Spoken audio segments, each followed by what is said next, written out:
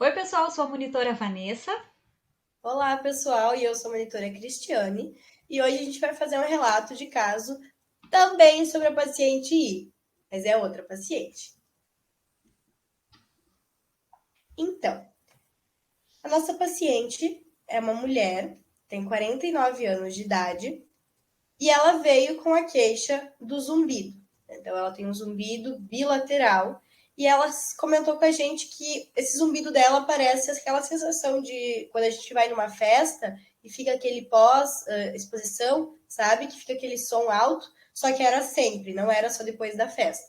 E esse zumbido, ele é flutuante. Então, essa foi a queixa principal do nosso paciente.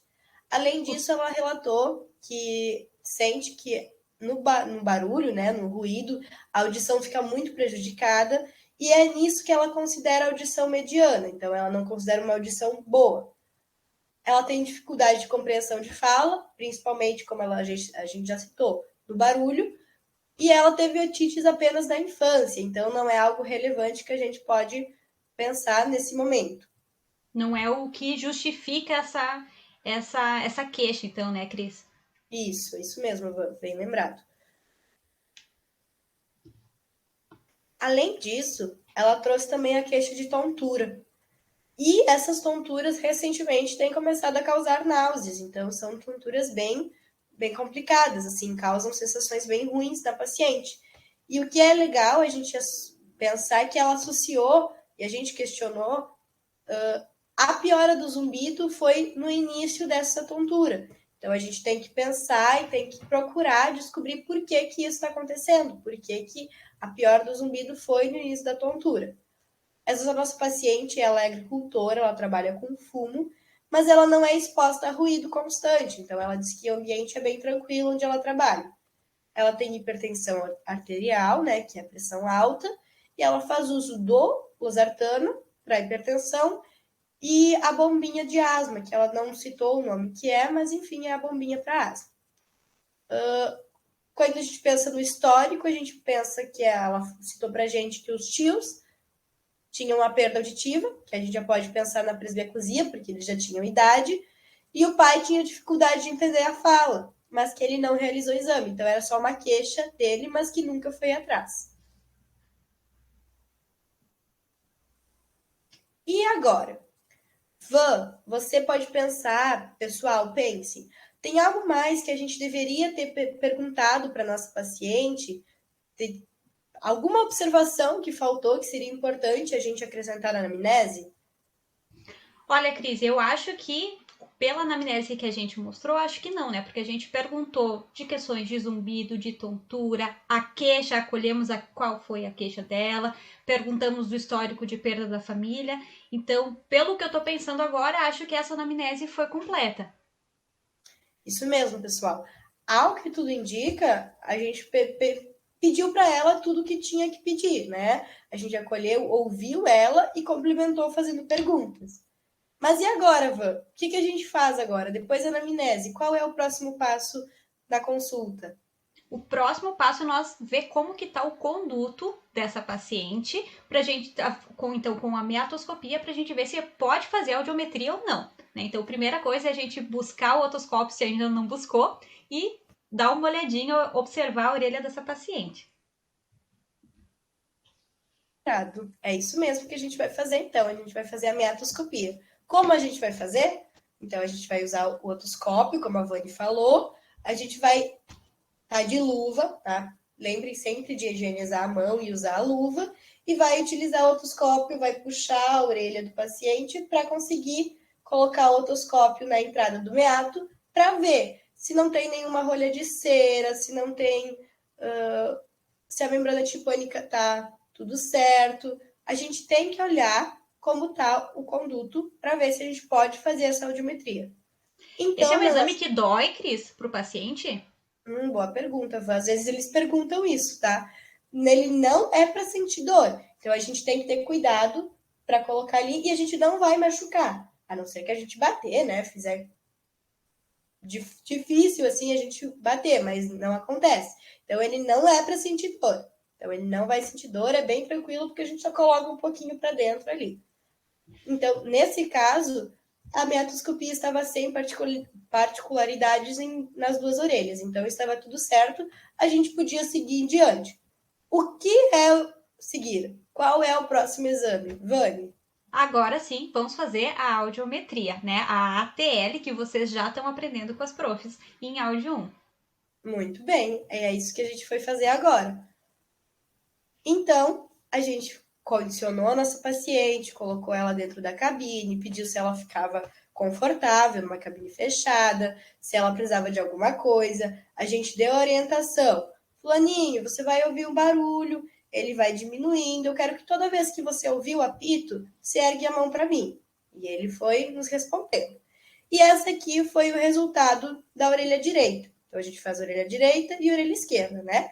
Mas a gente começou pela orelha direita, porque como ela não tinha queixa de audição, né? Ela tinha uma queixa que ela talvez não ouvisse bem, mas não era uma queixa tão, né, de uma orelha pior ou outra.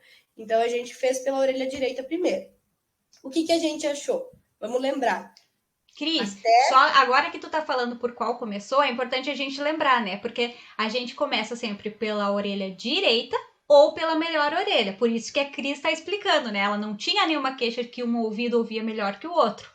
Mas então a gente, já que não tem uma preferência, eu ouço melhor por aqui ou por aqui, então a gente sempre pela orelha direita ou pela melhor orelha que a gente vai começar esse teste. Isso mesmo, Van, bem lembrado. Então, nesse caso, a gente começou pela orelha direita, e aí a gente tem que lembrar, Van, para tu me ajudar, até quanto a audição é normal, quanto é uma perda? Até 20 dB. Lembrando, a gente encontra alguns exames, vocês podem de repente ver, marcando em 25. Até na folha de áudio que a gente vai preencher, tá lá 25. Mas a gente tem que lembrar da publicação do OMS de 2020, que diz que 20 já é perda auditiva. Isso mesmo. Então, até 15 dBs não é perda. Então, pensando nisso, a gente pode olhar para essas frequências e pensar que de 250 até 4.000, os limiares auditivos estão dentro da normalidade. Então, se a gente fosse pensar lá na frente para o laudo, se a gente fosse fazer a média quadri, teriam limiares auditivos dentro dos padrões de normalidade. Só que a gente não pode esquecer da frequência 6.000 e 8.000, que a nossa paciente tem uma perda. Então, a gente não pode laudar como limiar dentro dos padrões de normalidade, sendo que tem duas frequências com perda. Então, a gente vai olhar diretamente para 6.000 e 8.000, que está em 35 e em 30, que já é perda. Cris, lembrei que quando a gente tem perda, a gente tem que fazer via óssea, né? Nesse caso, a gente vai fazer? Isso mesmo, velho. Isso que eu ia te pedir agora. Será que a gente faz? A gente tem que lembrar que a prof comentou na aula quando e aonde a gente faz a via óssea. Então, a via óssea a gente só faz nas frequências de 500 a 4.000. Então, como ela tem uma perda nas frequências de 6.000 e 8, a gente não precisa fazer via óssea. Então, a gente só analisa pela via aérea.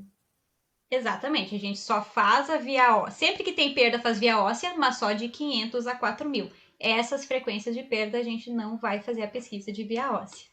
Isso mesmo. Então, aqui a gente só tem as duas audiometrias das duas orelhas para a gente comparar. Então, né? A orelha direita com 250 até 4.000 dentro dos padrões de normalidade e perda em 6 e 8. E a orelha esquerda toda dentro do padrão de normalidade. E aí a gente tem aqui embaixo a média tri de cada orelha, que a gente arredonda. Por exemplo, na orelha direita a gente arredonda para 10 e na orelha esquerda para 5. Van, tu lembra como é que a gente faz a média tritonal? Eu lembro. É com as frequências, a média da frequência de 500, 1.000 e 2.000. Então, nesse caso, o que eu faria? 10 mais 15 dividido por 3. Vai dar esse resultado, 11,66, que a Cris já explicou, né? A gente vai arredondar. Muito bem, Van, isso mesmo. Ivan, e agora? Depois que a gente fez a ATL, a gente achou a média tri, o que a gente faz agora? Agora a gente vai fazer os testes de logoaudiometria, o LRF e o IPRF, para a gente também testar, avaliar se essa nossa avaliação da ATL tá fidedigna, porque a gente vai comparar o resultado da logaudiometria com essa média tritonal que a gente encontrou aqui. Muito bem. E é isso que a gente vai ver agora, que é exatamente o que a Vani falou, que são os testes de fala, o LRF e o IPRF. O LRF, como a Vani comentou, ele vai servir para a gente analisar se a nossa audiometria está certa, se a gente pode confiar naquele resultado. Porque lembre, o LRF tem que ser igual à média TRI, ou 10 dBs acima ou 10 dBs abaixo. A gente faz ele com a média TRI mais 30 dBs e a gente vai pesquisando para o paciente. Como é que a gente vai fazer? Fulaninho, eu vou te falar algumas palavras agora e a intensidade o volume vai diminuindo. Eu quero que você repita para mim, tá bem? E aí a gente vai estar lá com o fone e a gente vai ouvir. A gente vai falar uma palavra e vai descer 10. Falou outra palavra, vai descer 10. O paciente errou. O que a gente faz? A gente sobe 5 dBs, como a prof explicou, e aí a gente vai falar 4 palavras. E nessas 4 palavras, ele tem que acertar pelo menos 2. Na verdade, ele tem que acertar 2. Porque o que a gente quer saber? Se ele vai reconhecer 50% de fala. Então, a gente tem que acertar, ele tem que acertar 2 palavras, para a gente analisar se a nossa TL está certa. Nesse caso aqui, Cris, então a gente pode confiar no nosso resultado da TL, que a gente encontrou para a direita 15 no LRF e na esquerda 10. Vamos relembrar a nossa média. Isso aí. A média então, tritonal 6 e a média tritonal direita 11. A gente pode sim confiar, porque ficou entre os 10 acima ou os 10 abaixo. Então, a gente confia que a nossa ATL foi fidedigna, a gente teve um resultado fidedigno. Depois que a gente faz o LRF, a gente vai lá para o IPRF, o Índice de Percentual de Reconhecimento de Fala. Então, nesse exame, a gente vai dizer assim, fulaninho, eu vou te falar algumas palavras, o volume vai ficar o mesmo, e eu quero que você repita para mim, como você entender. Nesse exame, a gente vai ver se o paciente entendeu exatamente a palavra que a gente falou. Então, a gente fala 25 palavras e a gente vai contando quantas palavras o nosso paciente, né? Se ele acertou, tá ok, senão a gente conta quantos ele erra. Nesse caso, o IPRF a gente faz com a média TRI mais 40 dBs. Então, por isso que a gente colocou ali a intensidade, 50 dBs, porque a gente considerou a média TRI em 10, mais 40, os 50. Ele teve um reconhecimento de 92%. O que isso significa? Significa que ele errou 2 palavrinhas. Porém, a gente tem que lembrar lá das referências que a gente usa, que acima de 92% ainda é nenhuma dificuldade para compreender a fala. Então, tá normal, por mais que ele tenha errado 2 palavras. Na orelha esquerda, a gente fez em 45 dBs, porque a gente usou a média TRI em 5 mais os 40 dBs. E a paciente acertou todas as palavras, foi perfeito, então nenhuma dificuldade de compreender a fala também. Cris, e se o paciente dissesse assim, nossa, tá muito forte, eu tô ouvindo muito alto? Muito bem, Vani, muito bem lembrado, foi uma ótima pergunta, porque a gente repensa a nossa fórmula que eu falei antes. Então, a gente vai usar a média tritonal, mais 40 dBs, mais a pesquisa de conforto. E o que é a pesquisa de conforto? A gente vai pedir para o paciente, colocou lá os 50 dBs e vai pedir, fulaninho, tá tudo bem? Você tá me entendendo bem? Esse volume tá bom para ti? Por quê? Por que, Vani? Por que tu acha que a gente tem que pedir isso? Porque às vezes o volume pode chegar tão forte que ele ouve, mas ele não entende. É como a gente ouvir às vezes o som assim, a gente tá muito forte, mas fica distorcido. A gente tá ouvindo, mas não tá entendendo. Ou o volume tá tão intenso que dói o ouvido. Às vezes o paciente diz, nossa, tá muito forte, tá me doendo. Então a gente diminui um pouco. Por isso é importante essa pesquisa do conforto. A gente vai fazer esse teste no paciente que tá ouvindo, entendendo bem, numa intensidade confortável para ele ouvir e fazer todo esse teste, porque são 25 palavras. A gente não quer que ele fique ouvindo 25 vezes uma coisa desconfortável ou que ele não está entendendo de tão forte que tá. Muito bem. E aí, para isso, a gente vai usar a pesquisa de conforto para também ter dignidade nessa porcentagem, que a gente vai saber que ele está entendendo, e se ele não está entendendo, não é porque o volume está muito alto, enfim, que dá tudo certo. Tudo bem? Van, tem mais alguma coisa que tu lembra aqui para a gente comentar? Eu acho que não. Acho que comentamos tudo. Tá dentro, o LRF ficou de acordo com a média tritonal. Aquele não tem problema nenhum para ouvir. Acho que a gente pode passar para o próximo exame, Cris. Isso aí. Que é o quê? Que são as medidas de imitância acústica. Que aí a gente vai. Vocês não viram isso ainda, e vocês vão estudar isso lá na áudio 2. Mas a gente vai comentar ele bem brevemente, que a gente vai usar a imitância acústica, que são a imitanciometria e os reflexos acústicos. A imitanciometria é para a gente analisar a orelha média, ver como está a orelha média desse paciente. Nesse caso, vocês estão vendo esse pico que tem, aqui está em azul e outro está em vermelho, que é de cada orelha. Isso representa uma curva A. O que essa curva A representa? Nesse exame, a gente tem a família, as classificações, a gente tem a família A, né, de curvas, que a curva A representa que está tudo bem, que tem mobilidade normal. A curva AD representa que a mobilidade está normal, mas que está um pouquinho aumentada. E a curva AR, que está tudo bem também, está normal, mas um pouquinho reduzida essa mobilidade. Então, isso é a família da A, que são as normais, porém com mobilidade aumentada ou reduzida. Quando a gente pensa nas outras curvas, a gente tem a curva B, que é uma curva que não tem pico e ela indica que não tem mobilidade do sistema tímpano-circular. Então, é uma curva que tem alterado. E a gente tem também a curva C. A curva C a gente chama ela de curva transitória. Por quê? Ela geralmente tem um pico igual ao das curvas A, mas ela tem pressão mais negativa que 100. Então, essa curva C ela é transitória porque geralmente ela está num período de sair ou entrando numa gripe, com alguma sinusite, renite. Então, a curva C a gente já pode pensar nisso. Mas, Van, tem mais uma coisa que a gente pode. Tem uma curva C, o que a gente pode pensar? Tu lembra? A gente pode pensar que tem uma disfunção da tuba auditiva. Né? A gente pode ver aquela curva ser disfunção da tuba auditiva. Então a gente sempre tem que ficar prestando atenção que tipo de curva para já pensar o resultado, o que a gente está tirando desse exame, o que pode estar causando os problemas do nosso paciente. Muito bem. Então é uma curva A, tá tudo normal, então tá tudo certo. A gente pode passar para o outro exame, que são os reflexos acústicos.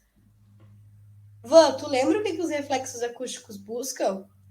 Lembra sim, Cris? Com esse exame, a gente vai investigar a integridade da via auditiva periférica e central. Então, ali com a timpanometria, a gente viu a orelha média. Agora, a gente vai tá entrando na cabeça. A gente está vendo orelha, toda a parte periférica e central com esse exame aqui. Muito bem. E a gente não vai se deter em falar padrões de normalidade aqui, mas só para vocês entenderem que os resultados da orelha direita é o que está em azul aqui. A Van vai mostrar para vocês. E os resultados da orelha esquerda é o que está em vermelho, que fica diferente de que geralmente a gente pensa, mas é isso. E esses resultados indicam que tem reflexos presentes em níveis normais. Então, também está tudo certo. Agora, a gente vem para uma das partes mais importantes do nosso exame. O laudo audiológico. Van, quais as informações que a gente tem que ter no laudo, que não pode faltar? Cris, agora a gente vai pensar em tudo que a gente fez com esse paciente até agora, né? Exceto a anamnese. A anamnese não vai estar no laudo, mas primeiro, depois da anamnese que a gente fez, a meatoscopia. Então a gente vai ter que anotar se teve algum problema ou não. Quando a gente olhou lá a orelha do nosso paciente com o otoscópio. Depois a gente vai ter que botar o resultado da TL, da logoaudiometria e por fim desses últimos exames que a gente conversou, a timpanometria e os reflexos acústicos. Muito bem, que é isso que a gente vai ver agora. Então, esse é o nosso laudo audiológico. Van, tu lê pra gente ele? Leio sim. Então, como ficou o resultado geral dessa nossa avaliação? Limiares auditivos dentro dos padrões da normalidade na orelha esquerda. Aqui vocês já percebam, a gente já tem as referências, né, da onde a gente tira esse padrão de normalidade, da OMS 2020. Perda auditiva nas frequências de 6 e 8 mil Hz na orelha direita. E aqui, Cris, é importante a gente fazer um parênteses, lembrando, porque se a gente fizesse a média quadritonal, tá dentro dos padrões de normalidade pela OMS. Por que a gente não colocou? Porque tem perda em 6 e 8. Então, se tem perda auditiva em alguma frequência, a gente não vai botar que a pessoa está ouvindo dentro dos padrões de normalidade. Muito bem, Vô. Então a gente tem que sempre lembrar desse comentário que a Vanessa fez. Tem perda auditiva? Ah, mas a média quadritonal está dentro dos padrões. Mas tem perda auditiva, então a gente vai laudar por essas frequências. Exatamente. Agora a gente entra, depois da TL, a gente entra na questão da logoaudiometria. Então, como a gente conversou antes, ela não teve nenhuma dificuldade para compreender a fala em ambas as orelhas. Com relação à timpanometria, curvas timpanométricas do tipo A bilateralmente, demonstrando mobilidade normal do sistema tímpano-circular, também as referências, e os reflexos estapedianos contralaterais presentes em níveis normais em ambas as orelhas, também as referências. Cris, agora os alunos podem estar pensando, mas eu tenho que decorar essas referências? Aonde que vai estar isso? Da onde eu tiro esse monte de nome e Jerger e Gelf? Onde está isso, Cris? Muito bem lembrado, Vange. Isso vocês não precisam decorar. Vocês têm que lembrar, ó, talvez seja fulaninho, talvez seja ciclaninho, mas lembrem que a gente tem um em áudio e a gente gravou uma aula no em áudio para vocês.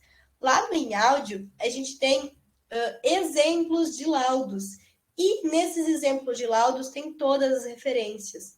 Tá, mas e quando eu for trabalhar numa clínica, será que eu vou ter no em áudio?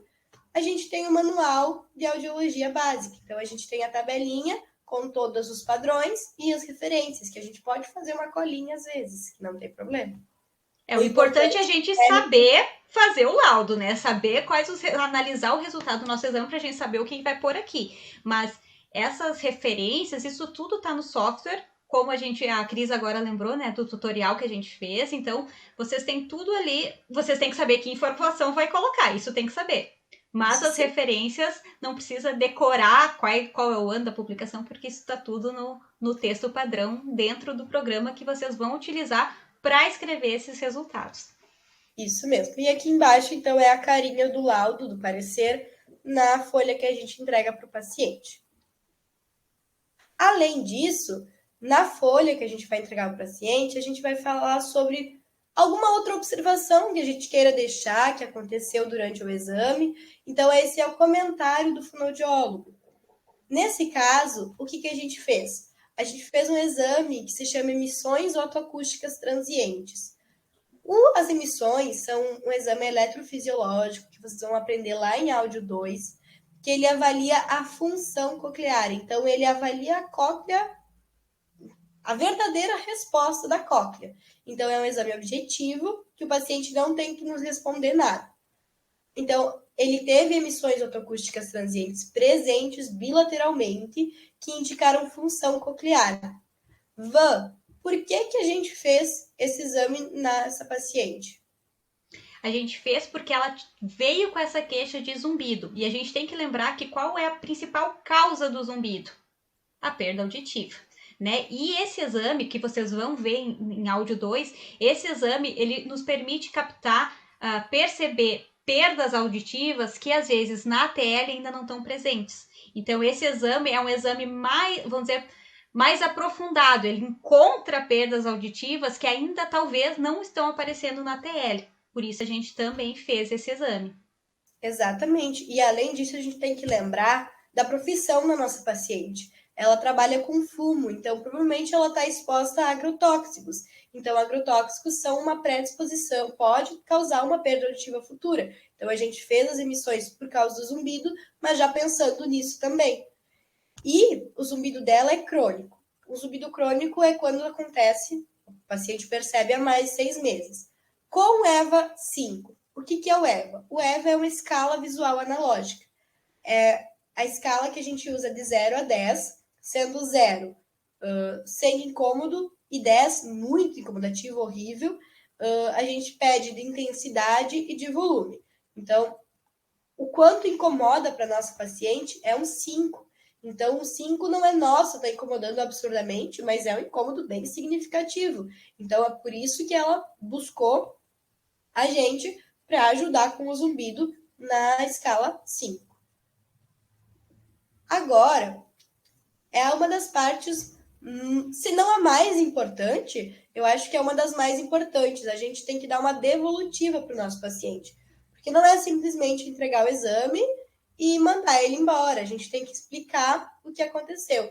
E a prof já comentou que a gente tem que pensar na queixa que o paciente nos trouxe e na devolutiva que a gente vai dar com os resultados que a gente encontrou. Então, a gente vai explicar para o nosso paciente os resultados.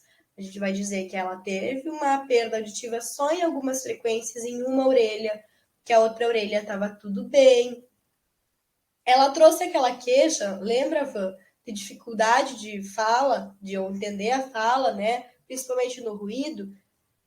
Mas o IPRF dela estava tudo certo. E aí, o que a gente faz agora? A gente vai aconselhar ela que possivelmente, talvez, no retorno, a gente vai ter que fazer uma avaliação de processamento auditivo central, que é justamente essa percepção da fala, né? Cris, deixa eu só te interromper porque travou um pouquinho tua câmera. Então, o que a gente vai fazer? Avaliações de processamento auditivo central. Travou bem quando tu estava falando, né? Mas é isso. Quando ela voltar, porque só com esses exames a gente não encontrou a causa desse problema de entender no ruído. O que é esses exames, Cris, do processamento, então? Então, esses exames a gente vai fazer apenas quando ela retornar. Dependendo do que? A gente entra na parte agora do zumbido, porque era a queixa principal da nossa paciente, o zumbido, que incomodava muito ela. Então, o que a gente faz quanto ao zumbido? A gente faz um aconselhamento. E o que é esse aconselhamento? São hábitos do dia a dia. O que a gente indicou para ela? Exercícios físicos, pelo menos 3 vezes por semana, contínuos, né? Não é vou caminhar um dia e tudo bem, é fazer exercícios contínuos dentro da rotina do nosso paciente, alimentação saudável, procurar ingerir algum alimento de 3 em 3 horas para manter o funcionamento, a cóclea abastecida, porque isso resulta no zumbido, se ela não tiver, que a nossa cóclea, ela não tem uma reserva, né? Então, ela tem que receber energia a cada tempo. Além disso, o que mais que a gente falou para ela, Van? Tomar água, né? Não ficar sem tomar água, cuidar de chimarrão e café, não ter muito exagerado esse hábito do café e do chimarrão. Acho que foi isso, Cris, as orientações que a gente deu. Isso mesmo. E isso se chama aconselhamento para o zumbido. E o que a gente fez depois disso? A gente marcou o retorno da nossa paciente. Então, ela vai voltar para a gente mais ou menos daqui um mês. Agora a gente está em abril, em junho, em maio ela vai voltar, perdão. E o que a gente vai fazer? A gente vai pedir, fulana, como é que tá isso? Se ela chegar e falar para a gente, nossa, meu zumbido, não tô mais ouvindo ele não tá mais me incomodando, o aconselhamento me ajudou, eu tô seguindo e tá tudo bem. O zumbido não é mais um problema para mim. O que a gente vai fazer, Van? Se não for mais um problema, ela ganha alta, né, Cris? Resolvemos o problema. E eu lembrei de outra orientação que a gente deu, dela também criar mascaramentos para esse zumbido. Então, por exemplo, vai dormir, não ficar totalmente no silêncio. Põe um ruído branco, põe alguma coisa para ouvir para mascarar esse zumbido que ela tá percebendo. Muito bem, Van. Então, se ela retornar e dizer que tá tudo bem, que o zumbido não incomoda mais, a gente dá alta para ela. Porém, talvez, esperamos que não, ela retorne e diga, meu zumbido tá ainda aqui, tá pior ou tá igual, não passou, eu segui todo o aconselhamento e ele ainda tá aqui. O que a gente vai fazer? A gente vai encaminhar ela para o ambulatório de zumbido. E aí a gente vai fazer toda aquela avaliação de zumbido, que são exames desde a TL até os exames de processamento auditivo central, que aí a gente entra naquela questão da dificuldade de entender a fala. E se der alteração nesse exame, né, Cris? No ambulatório de zumbido, a gente já vai poder escolher outra forma de tratamento para o zumbido e também a gente tem treinamento para a questão do processamento, se por acaso a gente encontrar algum transtorno do processamento auditivo dessa paciente, né? Exatamente, foi bem lembrado. Então a gente vai escolher outra opção que se encaixe no caso dela, na rotina dela, para tentar ajudar a nossa paciente. A gente nunca vai abandonar ela, ela vai retornar e a gente vai ver qual a melhor opção para ela.